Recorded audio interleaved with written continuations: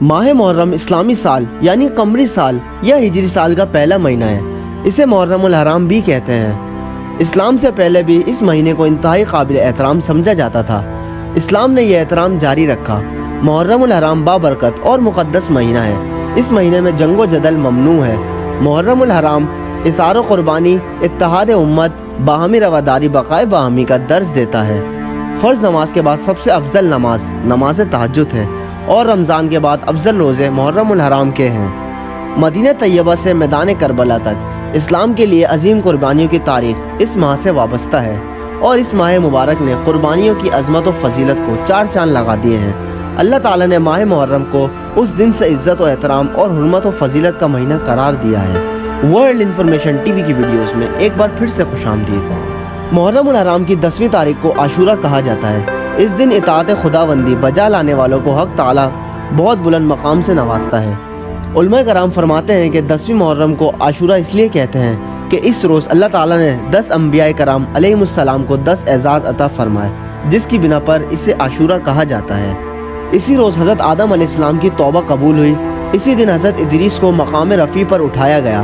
حضرت نوح علیہ السلام کی کشتی اسی روز کوہ جودی پر ٹھہری۔ اسی روز حضرت سیدنا ابراہیم علیہ السلام پیدا ہوئے اور اسی روز اللہ تعالیٰ نے ان کو اپنا خلیل بنایا۔ اسی دن حضرت ابراہیم کو آگے نمرود سے بچایا۔ اسی روز حضرت داؤد کی توبہ قبول فرمائی۔ اسی روز حضرت سلیمان علیہ السلام کو بادشاہی واپسی لوٹا دی گئی۔ اسی دن حضرت ایوب علیہ السلام کی بیماری کا زمانہ ختم ہوا۔ اسی دن حضرت موسیٰ علیہ السلام کو دریائے نیل سے نجات دی اور فرعون کو غرق کر دیا۔ اسی روز حضرت یونس علیہ السلام کو مچھلی کے پیٹ سے رہائی ملی۔ اسی روز حضرت عیسیٰ علیہ السلام کو آسمان پر اٹھا لیا گیا۔ اسی روز محبوب خدا سرور انبیاء احمد مجتبیٰ حضرت محمد مصطفیٰ صلی اللہ علیہ وآلہ وسلم کا نور تخلیق ہوا۔ عاشورہ کے دن کیے جانے والے 10 اعمال ایسے ہیں جو اللہ تعالیٰ کے قرب کا باعث ہیں۔ روزہ رکھنا، یتیم کے سر پر ہاتھ پھیرنا، دسترخوان کشادہ کرنا، صدقہ خیرات کرنا، غسل کرنا، سرما لگانا، بیمار کی عیادت کرنا، پیاسے کو پانی پلانا، نفلی عبادت کرنا، توبہ استغفار کرنا، قبرستان جانا۔ ابتدائی اسلام میں عاشورہ کا روزہ فرض تھا اور اس کا بہت اہتمام کیا جاتا تھا۔ بچوں کو تاکید کر کے یہ روزہ رکھوایا جاتا تھا۔ پھر جب رمضان المبارک کے روزے فرض ہوئے تو اس کی فرضیت ختم ہو گئی اور مستحب یعنی نفلی روزہ رہ گیا۔ اس لیے جن روایت سے بہت زیادہ تاکید معلوم ہوتی ہے وہ اسی دور کی ہیں، تاہم اس کا اجر و ثواب اب بھی باقی ہے۔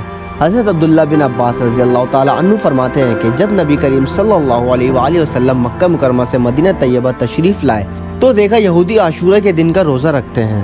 آپ نے ان سے پوچھا تم اس دن روزہ کیوں رکھتے ہو؟ تو انہوں نے کہا یہ بڑا اچھا دن ہے۔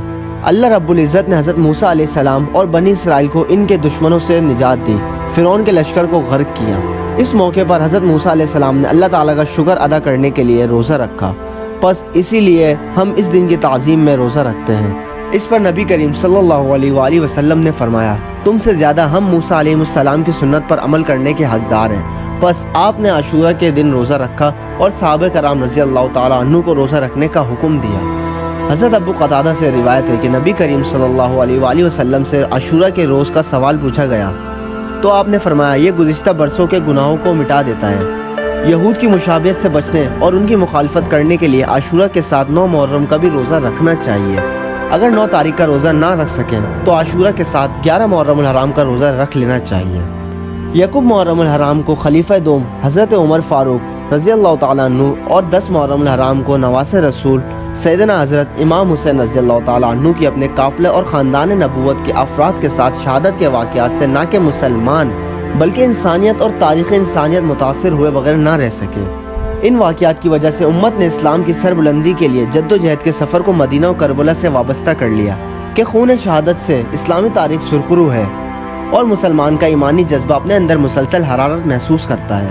ایک طرف اسلام کی ایک بنیاد عدل اجتماعی ہے اور اس کے لیے حضرت عمر فاروق اعظم رضی اللہ تعالیٰ عنہ کی ذات قابل تقلید ہے، تو دوسری طرف ایک بنیاد اپنی اور اپنے خاندان کی جانوں کا نذرانہ پیش کرنا ہے، اور اس کے لیے خاندان نبوت اور سیدنا حضرت امام حسین رضی اللہ تعالیٰ عنہ کا صبر و رضا، اعلی کلمت اللہ، جرت و استقامت اور جس موقف کو حق سمجھتے تھے اس کے لیے ہر مخالف کے ساتھ ٹکرا جانا ایک ایسا کردار ہے جس نے تاریخ کو، کربلا کو، امت مسلمہ کو زندہ و جاوید کر دیا۔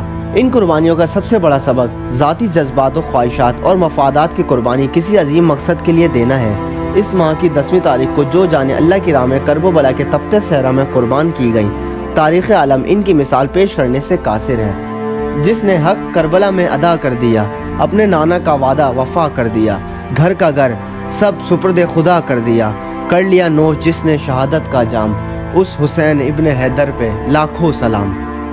اسلام نے قرآن مجید کی تصدیق اور شہادت سے اس ازلی حرمت کو ابدی حرمت بنا دیا۔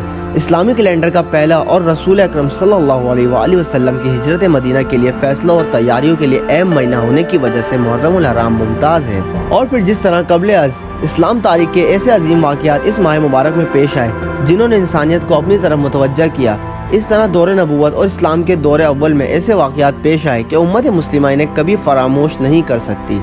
آج کے حالات میں جب اسلامی جمہوریہ پاکستان اندرونی اور بیرونی دباؤ کا شکار ہے اور چاروں طرف سے دشمن طاقتوں نے گھیر رکھا ہے، ان حالات میں داخلی طور پر رواداری اور پرامن بقائے باہمی کے اصول پر عمل کیا جائے اور داخلی انتشار کی ہر کوشش کو ناکام بنایا جائے، یہ وقت کی ضرورت اور محرم الحرام کا پیغام ہے اور امت کی عظمت رفتہ کو بحال کرنے کی سب سے بڑی تدبیر ہے۔ اس سلسلے میں علماء کرام کے ساتھ ساتھ قومی اداروں کی بھی ذمہ داری بڑھ جاتی ہے۔ امید ہے ورلڈ انفارمیشن ٹی وی کی جانب سے بنائی گئی یہ اسلامی ویڈیو آپ کے لیے معلوماتی ثابت ہوگی۔ اس تاریخی معلوماتی ویڈیو کو اپنے دوستوں اور رشتہ داروں کے ساتھ ضرور شیئر کریں۔ انشاءاللہ ملتے ہیں جلد ہی ایک نئی معلوماتی ویڈیو کے ساتھ، تب تک کے لیے اپنا خیال رکھیے گا۔ اللہ حافظ۔